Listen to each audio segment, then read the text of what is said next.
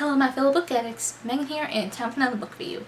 Today, I'm going to be talking about Age of War by Michael J. Sullivan, and this is book 3 in the Legends of the First Empire series. So, this book was one of my most anticipated books of the year, if not the most anticipated book of the year for me. I really love Michael J. Sullivan's books. I loved both the R'yar series, and the second I started reading Age of Myth, I fell in love with this series, and this book just cements my love for this series. And guys, I finished this book on Saturday. As of filming this, it is Tuesday, and I am still not over this book. I suffered a major hit of the field, and I have a hard time trying to think of how to describe my feelings. The best I can come up with I was somewhere between I am shook and internally screaming. Those sum up my feelings pretty well. And just one or two of the theories that I had about this series was potentially thrown out the window. I think I mentioned the theory in the last book review I did for Age of Swords. I am blanking because it's been so long, but I believe I discussed my theory on who Trillos was, thinking that he was a character who was mentioned in the R'yar Revelation series, but that theory has been suspended for now. I actually have a new theory of who that character is. There's not really much I have comments on that isn't spoiler related, so yeah, this is an awesome series. This is an awesome addition to the series. If for whatever reason you're debating whether to continue the Legend of the First Empire series, highly suggest you do so. You won't regret it. And if you're just stumbling upon this review and have no idea what I'm talking about, I do suggest the series. This is one of those series that I will just always recommend to people if they have any interest in fantasy. I'm sorry, I'm gonna be going into spoilers pretty fast. So, if you have not read this far yet in the series, please read Age of War and come back after you read, because I desperately need someone to talk about this series with. Alright, so, spoiler time. For a moment, I was terrified that this was gonna be the last book in the series, just with how it ended. And the reason for that, I learned, is because Legends of the First Empire was originally meant to be a trilogy. So therefore, a lot of stuff was wrapped up in this book. So, relieved, first of all, that we are not going to be left off on that ending. But, at the same time, my heart. Because my heart's not ready to let go of the surviving characters. I will admit, I was really shocked at Arianne's death. Like, when she finally woke up from her little coma because Suri saved her, I, thought she would be good for at least this book. Because now I'm questioning something else from the R'yar Chronicles series. I won't say too much about that, but I thought Arianne was a ghost, a Frey ghost that was in there. Just some of the things that character said and did, and some of the memories she had made me think it was Arianne. But Arianne died in this book, and I don't believe she killed another Frey. Like, I don't remember, did she? I don't think she did. And that Frey was a ghost because they broke Farrell's law, which was do not kill another Frey. So that kind of confused me a bit. So, I don't know, maybe I missed something when I was reading. Maybe it'll be discussed more in the later 3 books. My heart went out to Suri so much in this book. She lost Minna in Age of Swords. She was so scared she was going to lose Arianne, only to get Arianne back, only to lose her for real. So she lost Minna, she lost Arianne, and then she had to sacrifice Wraith to make another Gilelbrand to save them all. And just, that really pulled my heartstrings. Like, Wraith, the whole situation surrounding Wraith's sacrifice killed me inside. He was one of the characters I thought was going to survive until the very end, if not past the end of the series. But here he is dying halfway through the series, and it's just like, I did not see that coming. I did not expect it. I was not prepared for it. And just how everyone was so sad at his sacrifice. You got Suri being sad because she's the one who had to sacrifice him. You got the dwarfs were even sad. And also just poor Roan, she's the one who made the sword. Just everything. From Malcolm telling Wraith what needed to be done. From Suri not wanting to do it. From Roan making the sword that was going to be used to not only kill him, but to write his name and be the Gilaubrand's undoing. It was just so emotional, and just the entire time I was hoping they would come up with a last minute solution where it didn't happen. Part of me was so sure that that was going to happen. I was in denial. Denial is not just a refrainship, guys. It is so real when I read stuff like this in books.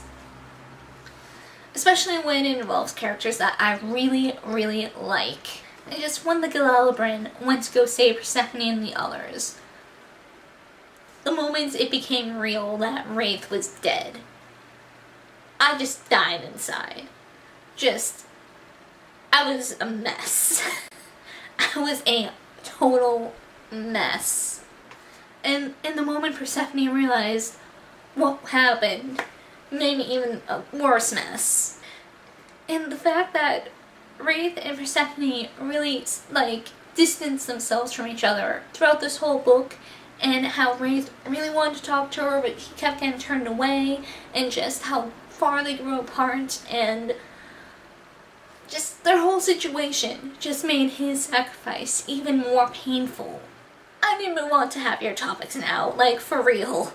End up shipping Bryn and Tesh so hard that it wasn't even funny. At least while one of my ships sank, at least I got a new one to ship hard and want to protect with my life. Also, so curious to see how Roan and Gifford's relationship kind of blossoms from here. And it made me so happy that Gifford had his moment to shine. He managed to live up to Tura's prophecy, he managed to bring help, and managed to really turn the tide of the battle between the elves and our humans. And he managed to save Roan, and I was so scared Roan was gonna die, she was gonna be caught by one of the enemy, and when she was running to the cliff to jump off to give no one the satisfaction of her pain and her life, my heart stopped. It's no, we lost Arian, we lost Wraith, if we lose Roan, I'm gonna just curl up in a corner and die. I would not be able to handle losing Roan on top of Wraith and Arian. Because she's one of the characters in Age of Swords that I just grew really fond of, and I am rooting for her. I'm just rooting for everybody. But yeah, I'm really curious to see how their relationship kind of blooms from here. Moya, once dead, is just awesome. Just everything about her I love, and yeah, I love Moya. I did not see Malcolm's little revelation coming. There was something up with him, but I did not see what. Malcolm's little revelation that he is not human, that he was masquerading as a slave, and that the world is broken because he broke it. Just all those little revelations he had just made me really question my theory on whether Trillos was Kyle. Now it makes me think Malcolm is Kyle. Because here he is trying to fix something and do good deeds and stuff disguised as a human.